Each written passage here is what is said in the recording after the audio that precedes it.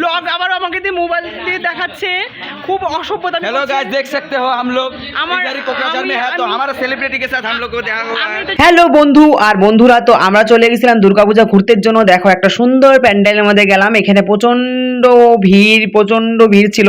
গরমে একদম আমার হালত খারাপ হয়ে গেছিল। গান হইতেছিল, একটু গান শুনলাম, আরো গান শোনাচ্ছিল, কারণ জুবিনদার গান চলতেছিল, আমাদের ফেভারিট জুবিনদা গান চলতেছিল। তো যেখানে যেই প্যান্ডেলে গেছি সব প্যান্ডেলে শুধু জুবিনদারই গান চলতেছিল, এত ভাল লাগতেছিল আর আমার পুরো কান্নাও পায়ে যেতেছিল। তারপরে দেখো আমরা গেলাম সর্বজনীন ক্লাবের লাইটিং আমাদের মতো ভুতিয়া মানুষগুলোকে একদম চিকচিকা করেছে। দেখো আমাদেরকে কি চিকচিকা লাগতেছিল, একদম কালাকুষ্টা মানুষগুলোকে চকচক করতেছিলাম লাইটিং এর, এত সুন্দর লাইটিং করছে। পরে ওইখান থেকে বাইরে আমরা চলে গেলাম আমাদের ফেভারিট পাথরঘাটের প্যান্ডেল। তো একদম অসাধারণ হয়েছে, কারণ এখানে 50 বছর পূর্ণ হয়েছিল। 50 বছর পূর্ণ হওয়ার জন্য এখানে প্যান্ডেল একদম 100তে 100 দিয়ে দিব আমি, একদম কোনো কথাই নেই, মানে কোনো কথাই নেই।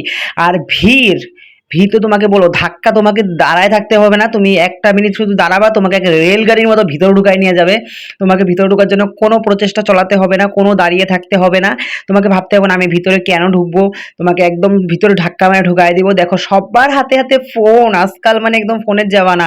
কেউ মা দুর্গাকে প্রণাম করতেছে না, সবাই ফোন নিয়ে শুধু মা দুর্গার ক্লিপগুলো নিতেছে, যেটা আমিও ওদের মধ্যেই পড়ি, আমিও সেম কাজই করি।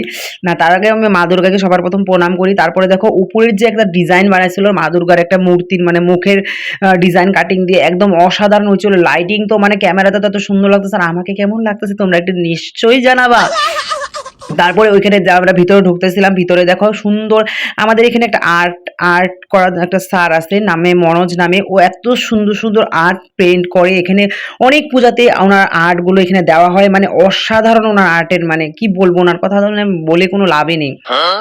তারপরে দেখো এখানে পুরা প্যান্ডেলটা উপরটা তো একদম অসাধারণ।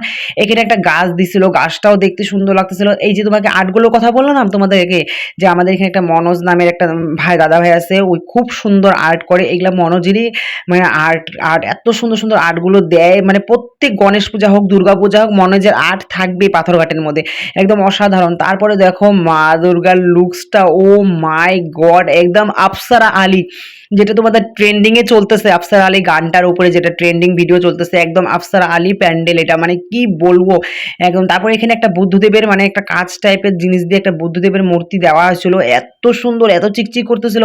মানে আমি যখন এখানে ক্যামেরাটা অন করি তখনই মানে ওইটার আলোতে আমার ফোকাসটা পুরো নষ্ট হয়ে যায়। তারপরে আমরা ওইখান থেকে বাইরে আমরা গেলাম আরেকটা প্যান্ডেলে। আমার বন্ধু, এটা আমাদের এখানে সুভাষপল্লীর প্যান্ডেল। সুভাষপল্লীতে তো বলার মতোই না, এখানে প্রত্যেক বছরই ভালো হয়, প্রত্যেক বছর এখানে খুব সুন্দর প্যান্ডেল করে। এই দেখো ময়ূরগুলো বানাইছিল, এত সুন্দর লাগতেছিল দেখতে। আর এখানে দুর্গা মূর্তিকে তো আমি 100-র মধ্যে 500 দেবো, মানে 100-র মধ্যে 500 মার্ক, এত সুন্দর মূর্তি। আমি আমার লাইফে মানে আমি যত দুর্গাপূজা দেখছি এরকম মূর্তি আমি ফার্স্ট টাইম দেখছি, একদম ওয়াও মূর্তি, মানে একদম দেখার মতো। মাকে দেখা আমি সত্যি মানে অবাক হয়ে গেছি যে এত সুন্দর থিমের মধ্যে মূর্তিটা বানাইছে, মানে একদম অসাধারণ। তারপর আমরা চলে গেলাম আমাদের এখানে তেলডিপুর সামনে একটা মন্দির, এই মন্দিরটাকে আমি কোনোবার মিস করি না, প্রত্যেকবার আমি এখানে আসি।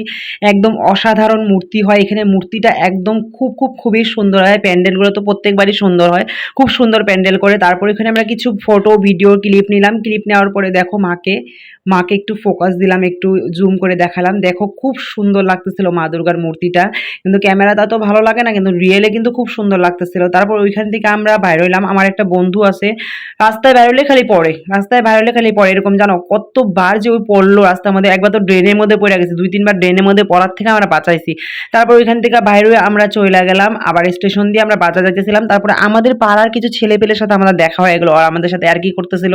তারপর ওদের সাথে অনেক হাসি ফুর্তি করলাম, কয়েকটা ফটো ভিডিও নিলাম, ওরা আমার ভিডিও নিচ্ছিল, আমি ওরা ভিডিও নিচ্ছিলাম। তারপরে অনেকক্ষণ এখানে টাইম বিতাইলাম। তারপর ওইখান থেকে বাজারের দিকে চলে গেলাম, বাজার থেকে ঘোরাফেরা করে তারপরে এগরোল টেগরোল খাওয়া দাওয়া করে আমরা বাড়ির দিকে রওনা হয়ে গেলাম। পুজো কার কিরকম কাটলো সবাই আমাকে জানাবে, আশা করি সবার ভালো কাটছে। মা সবার মঙ্গল করুক, সবাইকে ভালো রাখুক, এটা মায়ের কাছে প্রার্থনা করি।